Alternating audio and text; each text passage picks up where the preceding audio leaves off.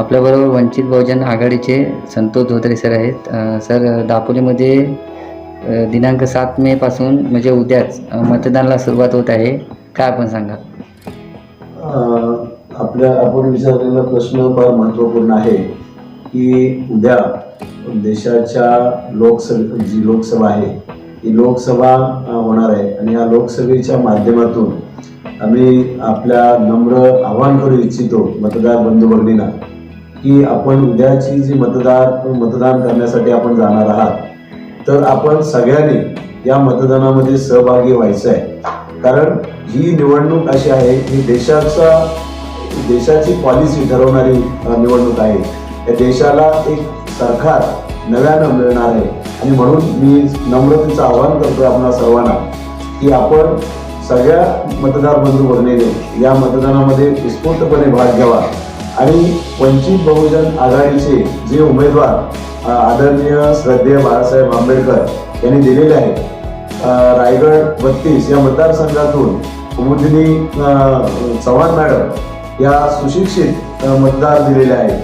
त्यांचा परिचय आपणा पत्राद्वारे सगळ्यांना मिळालेलाच आहे आणि त्यांच्या बाजूने मतदारांचा चांगल्या प्रकारचा कौल आहे. आम्ही जेव्हा ठिकठिकाणी मतदानासाठी किंवा प्रचारासाठी आम्ही गेलेलो आहोत, त्यावेळेला आम्हाला असंच लक्षात आलेलं आहे की लोकांना बदल पाहिजे आहे आणि हा बदल कुमुदिनी चव्हाण यांच्या माध्यमातून लोक पाहत आहेत. प्रत्येक वाडी वस्तीमध्ये ही चर्चा कुमुदिनी चव्हाण यांच्या नावाची आहे. कारण त्यांच्या मतदानासाठी जे लोक येणार आहेत हे उत्स्फूर्तपणे त्याच्यामध्ये भाग घेणार आहेत असं त्यांच्याकडून आम्हाला कळालेलं आहे. आणि काही ठिकाणी जी लोक आहेत ती कदाचित त्यांची मानसिकता काँग्रेस राष्ट्रवादीची जरी असली तरी लोकांच्या असं निदर्शनास आलेलं आहे की या देशाचं संविधान आजच्या घडीला धोक्यामध्ये या मोदी सरकार आणि त्यांच्या आघाडीच्या लोकांनी या संविधानाला धोका निर्माण केलेला आहे आणि हे संविधान धोक्यामध्ये आहे. हे संविधानच जर राहिलं नाही तर आमचं या बहुजनांचं काही या ठिकाणी चालणार नाही अशी लोकांची मानसिकता झालेली आहे. आणि म्हणून ते बाळासाहेबांनी जो दिलेला महाराष्ट्रभर संदेश आहे त्या संदेशाला फॉलो करतायत आणि लोक स्वतःहून या प्रचार रॅलीमध्ये किंवा प्रचाराच्या यंत्रणेमध्ये स्वतः सहभागी होत आहेत आणि या कुमुदिनी चव्हाण या 100% या रायगड मतदारसंघातून विजय होतील अशी मला खात्री आहे. होणाऱ्या मतदानाबद्दल दापोली तालुक्यातून कुमुदिनी चव्हाण, तुम्हाला काय अपेक्षा आहे वंचितला जास्तीत जास्त मतं पडतील? कारण कुमुदिनी चव्हाण या एक अशा महिला आहेत ज्या अशा उमेदवार बाळासाहेबांनी दिलेले आहेत. कारण बाळासाहेब जे उमेदवार देतात हे उमेदवार जो नाहिरे वर्गाचा मनुष्य असतो, ज्याला कधी कोणी प्रतिनिधित्वच दिलं नाही, अशा समूहातून बाळासाहेब अशा उमेदवारांना उभे करतात की ज्याचं या प्राबल्य या मतदारसंघामध्ये असेल किंबहुना त्याच्याकडे दुर्लक्ष असेल अशा उमेदवारांना ते रिंगणामध्ये आणून या निवडणुकीची रंगत वाढवत असतात. आणि त्याप्रमाणे कुमुदिनी चव्हाण यांना रिंगणात उतरून या शिवसेनेचे किंवा दुसऱ्या बीजेपीचे जे उमेदवार आहेत त्यांच्या खरी तर पायाखालची वाळू घसरलेली आहे आणि अशी परिस्थिती झालेली आहे आणि त्यामुळे त्या लोकांना दारोदारी फिरण्याची वेळ आलेली आहे. हे मस्तीमध्ये होते. त्यांना असं वाटत होतं की आम्ही लोकांना मतदाराला कुठल्या तरी भूलथापा देऊन त्यांना मोहात पाडू, परंतु मतदार हा समजदार झालेला आहे आणि त्याच्यामुळं कुमुदिनी चव्हाण या मॅडमकडे बघण्याचा दृष्टिकोन स्वच्छ दृष्टिकोन मतदारांचा झालेला आहे आणि त्या नक्कीच याच्यामध्ये विजयी होऊन या दापोली मतदारसंघाचा जो विकास आहे, या रायगड संपूर्ण लोकसभेचा जो विकास आहे, हा विकास त्या कौशल्याने करणार आहे. कारण ते एक सुशिक्षित महिला आहे. महिलांचे काय प्रश्न असतात, तरुणांचे काय प्रश्न असतात, रजल्या गाजऱ्यांचे प्रश्न काय असतात, शेतकऱ्यांचे प्रश्न काय असतात, याचा परिपूर्ण बारीक अभ्यास आहे आणि हा अभ्यासू व्यक्तिमत्वाच्या या उमेदवार या विभागाला लाभलेले आहेत आणि मला वाटतं नक्कीच त्या याच्यातून मार्ग काढून सर्व तरुणांना, सर्व महिला भगिनींना, सर्व मतदारांना त्यांच्या परीनं मदत करण्याचा विकासाच्या बाबतीत प्रयत्न करतील असा मला विश्वास आहे. मागील काही 8 दिवसापासून वंचित बहुजन आघाडीकडून दापोलीमधील खेडेगावातून जोरदार प्रचार सुरू आहे. अनेक गावांमध्ये आपण जाऊन प्रचार केलेला आहे. तिथल्या स्थानिक जनतेची काय प्रतिक्रिया आहे? आम्ही खूप महत्त्वाचा प्रश्न आपण विचारला आम्हाला की आम्ही ज्या ज्या वेळेला गावामध्ये गेलेलो आहोत, म्हणजे प्रत्येक वाडीमध्ये गेलो आहोत, असं नव्हे की केवळ बौद्ध वाडीमध्येच गेलो अशातला काय भाग नाही. आम्ही सर्व गावातल्या ज्या ज्या म्हणजे मग मराठा समाज असेल, कुणबी समाज असेल, गवळी समाज असेल, अशा मुस्लिम समाज असेल, अशा सर्व समाजामध्ये फिरल्यानंतर आमच्या त्या मतदारांकडून असं लक्षात आलेलं आहे की साहेब आपण खूप बरं झालं की आपण आमच्यापर्यंत आलात.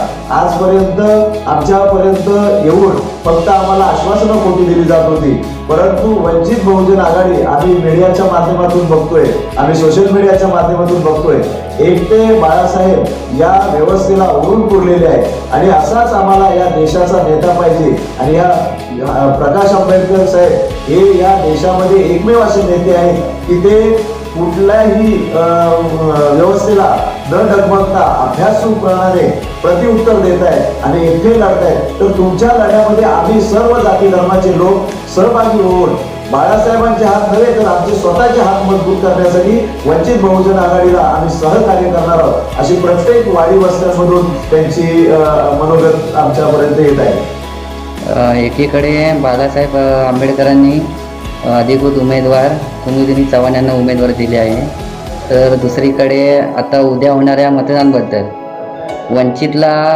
इतर विरोधी पक्ष कडाडून विरोध करत आहेत. काय सांगाल? बघा साहेब, प्रत्येक पक्षाचं किंवा विरोधकाचं हे काम आहे, जो मनुष्य चांगलं काम करत असतो त्याला हमेशा विरोधच होत असतो. आणि हे आम्ही आजपर्यंत पाहिलेलं आहे. कारण आपण स्वतः काय करायचं नाही, परंतु जो मनुष्य या विश्वातून या शून्यातून विश्व निर्माण करतोय आणि अशा माणसाला कुठेतरी बदनाम करायचं, कुठेतरी त्याचं खच्चीकरण करायचं, असं विरोधकाकडून होत असतं. परंतु आम्ही याला काही भीक जाळत नाही. आमचा विश्वास आहे, आमच्या चळवळीवरती विश्वास आहे. आमचा विश्वास डॉक्टर बाबासाहेब आंबेडकरांचे नातू आहेत प्रकाशजी आंबेडकर, यांच्यावरती आमचा पूर्णपणे विश्वास आहे समाजाचा. आणि म्हणून आम्हाला खात्री आहे की येणाऱ्या लोकसभेमध्ये आम्हाला हा चमत्कार बाळासाहेबांच्या रूपाने घडणार आहे, ही आम्हाला अशा पद्धतीचा विश्वास वाटतो. होणाऱ्या निवडणुकीबाबत अनेक ठिकाणी प्रचार केले जात आहेत, तरी बाळासाहेबांचे अनुयायी जे काही आहेत मतदानवेळी लोकांना सांगतात की आम्ही वंचितलाच वोटिंग करणार आणि मतदानाच्या वेळी ऐनवेळी फसवतात. काय सांगाल आपण? हा प्रश्नही तुमचा फार महत्वाचा आहे. कारण ज्या लोकांना बाबासाहेबांची चळवळ ही कळालीच नाही, तर बाबासाहेब ज्यांना कळाले नाही त्यांना बाळासाहेब काय करणार, हा प्रश्न निर्माण झालेला आहे. आणि त्याच्यामुळे आम्ही त्याची काही चिंता करत नाही. जे आमच्या समोर जे बोलणारे आहेत त्यांना तशा पद्धतीचे आम्ही उत्तरे दिलेली आहे. किंबहुना त्यांनी आम्हाला असेही, जसा तुम्ही आम्हाला प्रश्न केला तर त्यांनी प्रश्न केलेला आहे की बाळासाहेब महाविकास आघाडी जेव्हा बाळासाहेबांना सीट देत होते तर बाळासाहेबांनी घेतल्या पाहिजे होत्या, असेही आम्हाला काही सल्ले दिलेले आहेत. परंतु आम्ही त्यांना निरुत्तर केलेलं आहे. आम्ही त्यांना सांगितलेलं आहे की बाळासाहेबांना जे काही देत होते, ज्या काही सीट्स देत होत्या, शेअरिंग करत होत्या, त्यांनी त्या डिक्लेअर का केल्या नाही, कुठले मतदारसंघ देणार आहे ते का डिक्लेअर केले नाही. फक्त आकडेच सांगत होते आम्ही 5 देणार, 4 देणार. म्हणजे बाळासाहेबांना समाजामध्ये संभ्रम निर्माण करायचा. आणि बाळासाहेब बघा कसे आम्ही देत असताना देत नाही, असं बाळासाहेबांना चुकीचं काहीतरी समाजामध्ये पसरवण्याचा हा त्यांचा प्रयत्न होता. परंतु ही त्यांची खेळी या मतदारांच्या लक्षात आलेली आहे. किंबहुना ते असे सांगत होते की बाळासाहेब जर 5-6 सीट घेतल्या असत्या तर, परंतु आम्ही त्यांना प्रतिप्रश्न केला, उद्या ज्या न येणाऱ्या सीट आम्हाला देऊन उद्या आमच्या मताचा फायदा घेऊन या लोकांनी स्वतःची मात्र कुंबडी भरली असती आणि बाळासाहेबांना उघडं पाडण्याचा प्रयत्न करत होते. परंतु बाळासाहेब हे बाबासाहेबांचे नातू आहेत आणि त्यांचे बापाचे बाप आहेत ते, आणि त्याच्यामुळं हे त्यांना कळून चुकलेलं आहे. आणि म्हणून बाळासाहेबांनी जो निर्णय घेतलेला आहे तो काही एका कुठल्या तरी आयल्यागाड्याचा निर्णय, एका महासूर्याच्या नातवाने हा घेतलेला निर्णय आहे. आणि हा निर्णय संपूर्ण वंचित बहुजन आघाडीच्या कार्यकर्त्यांनी पूर्णपणे तो आत्मसात केलेला आहे. त्याप्रमाणे आम्ही या कामाला लागलेलो आणि आमचा विजय हा निश्चित आहे. वंचितमध्ये आपण बघितलं तर सर्व धर्म समभाव बाळासाहेबांची जी चळवळ आहे की आपल्या पक्षामध्ये इतर समाजाची लोकं असू द्या, पण बाळासाहेबांनी जी चळवळ सुरू केली आहे यामध्ये हिंदू मुस्लिम असतील अनेक धर्माचे लोक याच्यामध्ये आहेत. काय सांगाल आपण? कारण आपल्या लक्षात येत असेल की आमच्या पक्षाचं नावच असं आहे वंचित बहुजन आघाडी.